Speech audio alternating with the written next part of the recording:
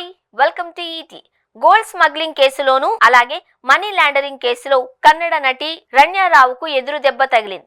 Travel డాక్యుమెంట్లకు సంబంధించి తప్పుడు సమాచారం ఇచ్చారు అనే విషయం తాజా దర్యాప్తులో వెల్లడైంది.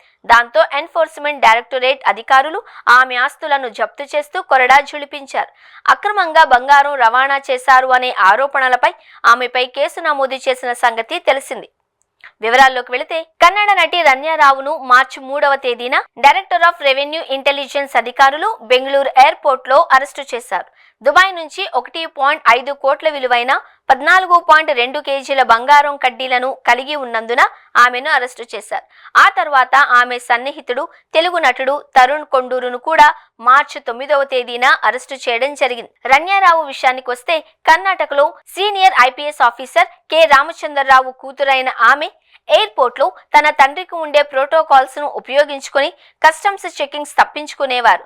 దుబాయ్ నుంచి బెంగళూరుకు వచ్చే సమయంలో ఆమె కస్టమ్ తనిఖీల నుండి మినహాయించేవారు.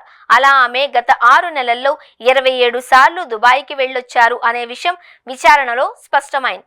రన్యారావును అరెస్టు చేసిన తర్వాత ఆమె ఆస్తులు, అక్రమంగా బంగారం రవాణా విషయాలపై ఆదాయపు పన్ను శాఖ, ఈడీ అధికారులు దృష్టి పెట్టారు.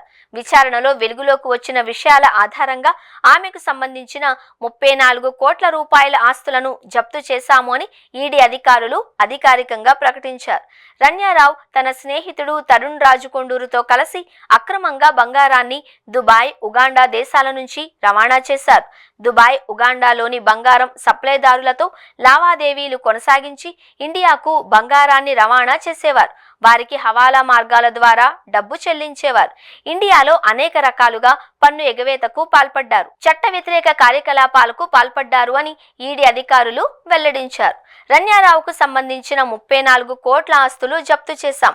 ప్రివెన్షన్ ఆఫ్ మనీ లాండరింగ్ చట్టం సెక్షన్ 5(1) ప్రకారం ఆస్తులను అటాచ్ చేశాం. మా విచారణలో తెలిసిన విషయాలు, సమాచారం ప్రకారం ఈ నిర్ణయం తీసుకున్నాం. స్విట్జర్లాండ్, అమెరికాకు బంగారం రవాణా చేస్తాము అని చెప్పి ఆ కన్సైన్మెంట్ ను ఇండియాకు తరలించారు. తప్పుడు సమాచారం ఇచ్చి అక్రమంగా బంగారం రవాణాకు పాల్పడ్డారు అని ఈడీ అధికారులు తెలిపారు.